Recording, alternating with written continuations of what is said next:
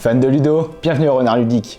Avec l'arrivée du printemps, on va parler aujourd'hui de Honey Buzz, donc un jeu de placement d'ouvriers, de placement de tuiles pour 1 à 4 joueurs, donc il y a aussi un mode solo, et avec des parties d'environ 1h, 1h30.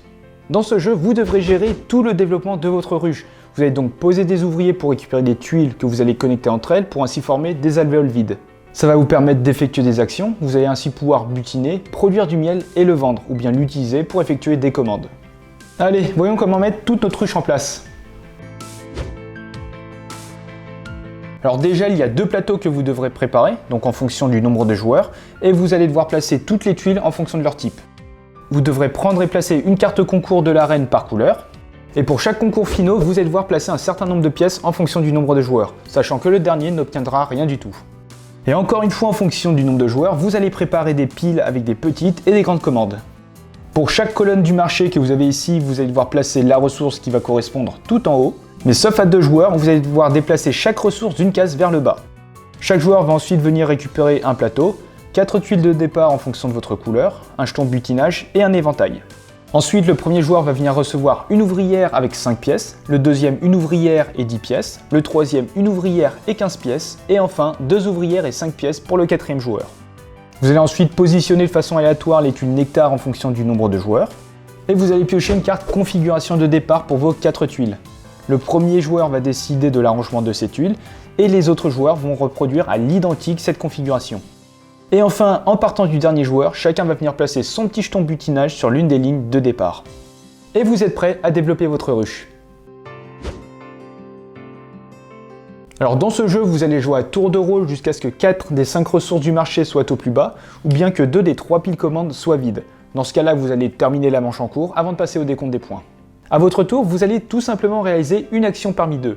Vous allez soit poser une ou des ouvrières pour récupérer une tuile, ou bien vous allez rappeler toutes vos ouvrières. Si vous choisissez de prendre une tuile, vous allez affecter un certain nombre d'ouvriers en les empilant sur un emplacement de la ruche. Si l'emplacement est inoccupé, c'est parfait, vous allez placer un beeple. Et au contraire, s'il est déjà occupé, qu'importe la couleur, donc soit la vôtre, soit celle d'un adversaire, vous allez devoir placer une pile avec un beeple de plus que la colonne la plus haute. Vous allez donc récupérer la tuile associée et venir la placer dans votre ruche, de sorte à ce que 2 bords jaunes se touchent. Et attention, si vous prenez une tuile décret, vous devrez dépenser 5 pièces. Si en plaçant une tuile, vous créez une alvéole vide, vous allez activer toutes les icônes d'action sur les cases autour, à raison d'une activation par icône. Il faut savoir que vous avez 6 types d'actions possibles. Vous pourrez tout d'abord butiner, où vous allez déplacer votre jeton butinage orthogonalement d'une case, et vous pourrez ensuite dépenser 2 pièces par case supplémentaire parcourue. Et sachant que vous pouvez très bien passer par-dessus d'autres jetons butinage.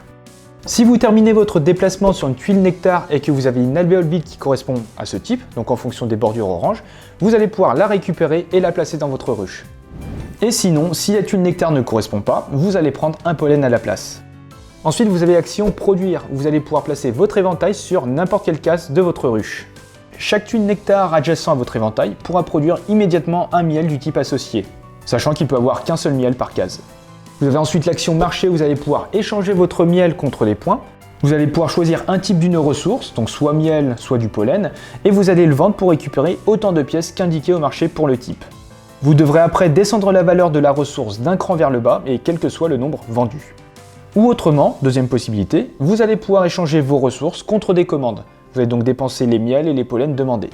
Vous allez récupérer la petite carte qui vous rapportera bien sûr des points, et surtout, vous aurez le droit à une action bonus, à utiliser n'importe quand avant la fin de votre tour. Vous avez l'action Nouvelle Abeille qui va vous permettre de placer un nouveau beeple de votre couleur sur l'emplacement Nouvelle Abeille.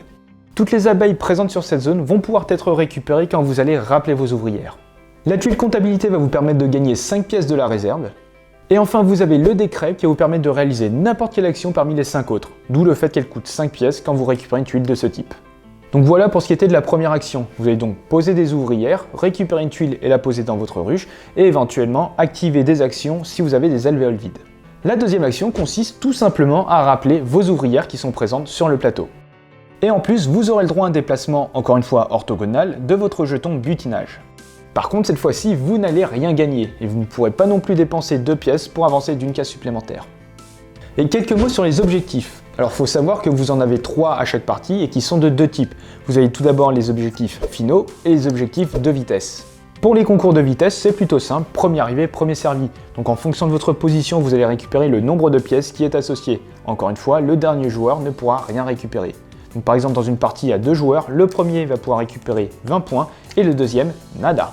Et pour les concours finaux, vous regarderez à la fin de la partie. Et en cas d'égalité, les 2 joueurs vont pouvoir récupérer la récompense complète pour cette position. La place du joueur suivant sera alors diminuée d'1 point. Donc voilà, vous allez continuer ainsi, donc jouer à tour de rôle jusqu'à ce que 4 des 5 ressources soient au plus bas, ou bien que 2 des 3 piles soient vides. Dans ce cas-là, vous allez terminer la manche en cours avant de passer au décompte des points. Pour cela, vous allez tout simplement additionner la valeur de toutes vos pièces, vous allez rajouter à cela les points des concours finaux, il y a également les commandes qu'il ne faudra pas oublier, et vous allez ajouter un point parmi elles les pollens qui sont encore présents dans votre ruche. Et le joueur avec le plus de points remporte la partie. Alors direct quelques mots sur le matériel et la DA. Le matos il est juste ouf, de super bonne qualité. Vous avez le miel, bon, même si parfois c'est un peu compliqué de les différencier, la texture est super agréable, c'est super plaisant en mode de petite gomme. Et rien que ça, tous ces éléments, ça influe sur l'expérience de jeu. Et concernant la DA, les illustrations, c'est assez trompeur.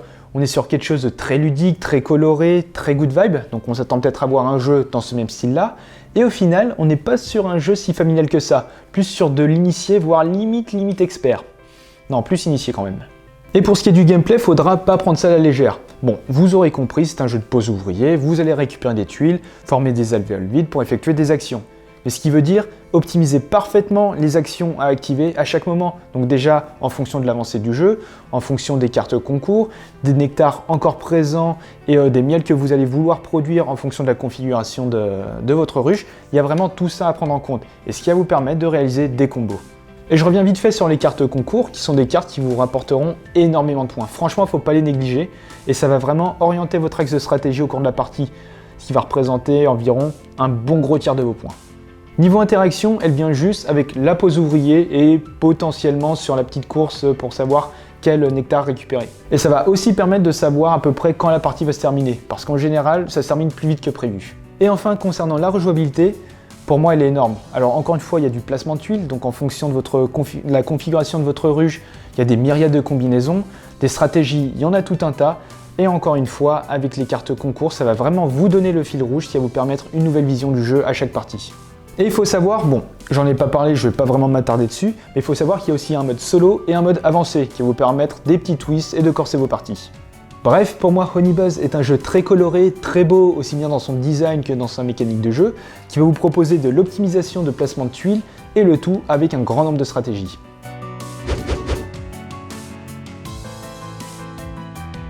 Et voilà, c'est la fin de cette vidéo. Vous savez désormais comment développer votre ruche.